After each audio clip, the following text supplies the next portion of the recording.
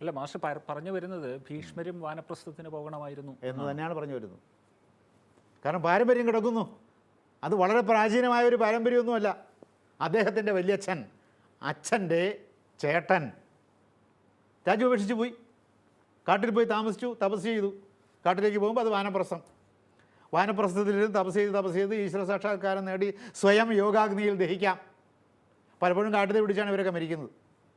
അത് ഈ നമുക്ക് ചർച്ചയ്ക്ക് വരുന്ന ഒരു സംഗതിയാണ്. ഒരുപക്ഷെ ഈ പിന്നീട് വരുന്ന നമ്മുടെ ആധുനിക കാലത്തൊക്കെ വരുന്ന നേതാക്കന്മാരിൽ പലരും ഇതുപോലെ തന്നെ എന്തെങ്കിലും ചില ത്യാഗങ്ങളൊക്കെ ചെയ്തിട്ട് ആ ത്യാഗം ഇങ്ങനെ ആവർത്തിച്ച അവരും അവരുടെ സ്തുതിപാഠകരും പറഞ്ഞ് രാഷ്ട്രീയ പാർട്ടിയിലോ അല്ലെങ്കിൽ ആ രാഷ്ട്രീയ പാർട്ടി ഉപയോഗിച്ച് ഭരണത്തിലോ മേൽക്കൈ നേടാൻ വേണ്ടി ഉപയോഗിക്കാറുണ്ട്. അപ്പോൾ ഇതിൻ്റെ ഒരു പൂർവ്വരൂപം ഇതിലുണ്ട്. ഇത് രാഷ്ട്രഭരണത്തിലും സമൂഹ ജീവിതത്തിലും എന്നും നടന്നുകൊണ്ടിരിക്കുന്നതാണ്. ത്യാഗം ഒരു ഫിക്സഡ് ഡെപ്പോസിറ്റ്. അതെ അതെ അതെ ത്യാഗത്തെക്കുറിച്ച് അവരോ അവരുടെ ആളുകളോ പറയും. നെഹ്റുവിൻ്റെ പിതാവും മോത്തിലാൽ നെഹ്റുവും നമ്മുടെ സ്വാതന്ത്ര്യ സമരത്തിന് വേണ്ടി അവരർപ്പിച്ച പ്രയത്നത്തിൻ്റെ പ്രതിഫലമാണ് ഇന്ന് നെഹ്റു കുടുംബം അനുഭവിച്ചുകൊണ്ടിരിക്കുന്നത്. അല്ലെങ്കിൽ അവർക്കത് വേണമെങ്കിൽ അവർ മനഃപൂർവ്വം മാറി നിൽക്കണം. ഇല്ല, ഞങ്ങൾ രാജ്യഭരണത്തിനില്ല, ഞങ്ങൾ ത്യാഗം, ഞങ്ങളുടെ പൂർവ്വന്മാർ ത്യാഗം അനുഭവിച്ചിട്ടുണ്ട്, ആ ത്യാഗത്തിൻ്റെ പ്രതിഫലം ഞങ്ങൾക്കിവിടെ, അതുകൊണ്ട് ഞങ്ങളില്ല, ഞങ്ങളിതേ സൈഡ് ലൈൻ ചെയ്ത് ഇപ്പുറത്തേക്ക് മാറുക, ഞങ്ങൾക്ക് വേണ്ട. ഇത് ജനാധിപത്യമാണ്, നിങ്ങൾ ഇഷ്ടമുള്ളവരെ തിരഞ്ഞെടുത്ത് ഭരിപ്പിച്ചുകൊള്ളൂ. ഇവിടെ തിരഞ്ഞെടുത്തിട്ടുണ്ട്, വസ്തുതയാണ്. പക്ഷേ ഈ തെരഞ്ഞെടുപ്പിന് മുഴുവനും ഇവർ മുടക്കുമുതലായിട്ട് വയ്ക്കുന്നത് അവരുടെ പൂർവികന്മാർ ചെയ്തിരുന്ന പ്രയത്നത്തിൻ്റെ അല്ലെങ്കിൽ ത്യാഗത്തിൻ്റെ ഫലമാണ്. ഗാന്ധിയുടെ കുടുംബം മാറി നിന്നിട്ടുണ്ട്. ഗാന്ധിയുടെ കുടുംബം മാറി നിന്നിട്ടുണ്ട്. ഗാന്ധിയുടെ കുടുംബം മാറി നിൽക്കാൻ എന്താ കാര്യം? ഗാന്ധി സമ്മതിക്കില്ല. ഗാന്ധിയുടെ പേരിൽ എന്തെങ്കിലും മുതലെടുപ്പ് നടത്താൻ ഗാന്ധിക്ക് സമ്മതമായിരുന്നില്ല. കാരണം ഗാന്ധിയുടെ കുടുംബക്കാർക്ക് അത് സമ്മതമായിരുന്നു ഇല്ലയെന്ന് നമുക്ക് ചരിത്രത്തിൽ നിന്ന് അറിയാൻ കഴിഞ്ഞിട്ടില്ല. പക്ഷേ ഗാന്ധിജി സമ്മതിക്കില്ല.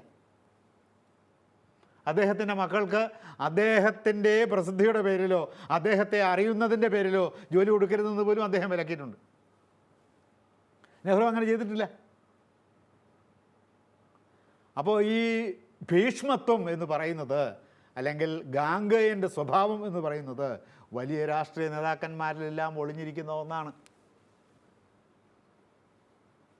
അതുകൊണ്ടാണ് നമ്മുടെ വർത്തമാനകാലത്തിലേക്ക് ഈ ഇതിഹാസത്തിന് പ്രസക്തി വരുന്നത്. അല്ലെങ്കിൽ ഇത് വെറുതെ ഒരു പുരാണ കഥ മാത്രമാണ്, ഒരു പ്രാചീന കഥ മാത്രമാണ്. ഈ ഭീഷ്മർ ജീവിച്ചിരുന്നോ ചരിത്രമാണോ എന്ന് നമുക്ക് അറിഞ്ഞുകൂടാ. ചരിത്രമാണെന്നുള്ളതിന് തെളിവില്ല. പക്ഷേ ഒരു ചരിത്ര പുരുഷനെ മാത്രമേ ഇങ്ങനെ ഒരു കഥാപാത്രമാക്കി സ്വീകരിക്കാവൂ എന്ന് ഇതിഹാസങ്ങൾക്ക് നിർവചനം വിരചിച്ച് വച്ചിരിക്കുന്നതുകൊണ്ട് ഇങ്ങനെ ഒരു ചരിത്ര പുരുഷൻ ഉണ്ടായിരുന്നിരിക്കാം. അതാണ് മാതൃക.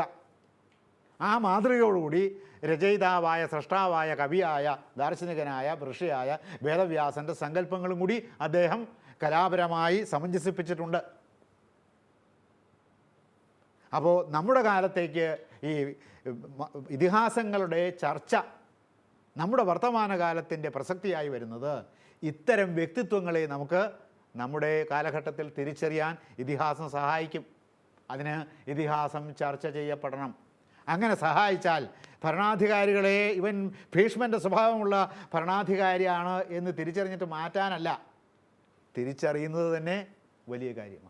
ആ തിരിച്ചറിവിന് വേണ്ടിയാണ് ഇയാൾ ഇത്രയുമേ ഉള്ളൂ എന്ന് തിരിച്ചറിഞ്ഞുകൊണ്ട് അവരെയൊക്കെ നിർത്തേണ്ടിടത്ത് നിർത്താൻ ജനങ്ങൾക്ക് സാധിക്കണമെങ്കിൽ ഇത്തരം ദാർശനികമായ മാനമുള്ള കഥാപാത്രങ്ങൾ ഇതിഹാസത്തിലുണ്ട് എന്ന വസ്തുത ജനങ്ങൾക്ക് ബോധ്യമാകണം, പൗരന്മാർക്ക് ബോധ്യമാകണം. പണ്ടുണ്ടായിരുന്ന പൗരന്മാരെക്കാൾ ഏറ്റവും കൂടുതൽ ജാഗരൂകരായിരിക്കേണ്ടത് ജനാധിപത്യത്തിലെ പൗരന്മാരാണ്.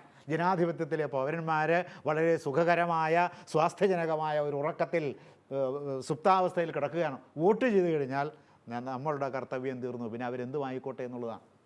ഇവിടെ ഈ വരുന്ന പ്രതികരണങ്ങളൊക്കെ ആരുടേതാണ്? പ്രതികരണങ്ങളെല്ലാം സംഘടിത ജനവർഗത്തിൻ്റേതാണ്. അല്ല, സാധാരണ ജനങ്ങൾ വെറുതെ ഇരിക്കുകയാണ്. ഇവിടെ എന്തോ ഒരു ഭീകരമായ അവസ്ഥയിലാണെന്ന് ലോകം, ഭീകരമായ ഒരു വിപത്ത് ഘട്ടത്തിലൂടെയാണ് ലോകം കടന്നു പോകുന്നത്.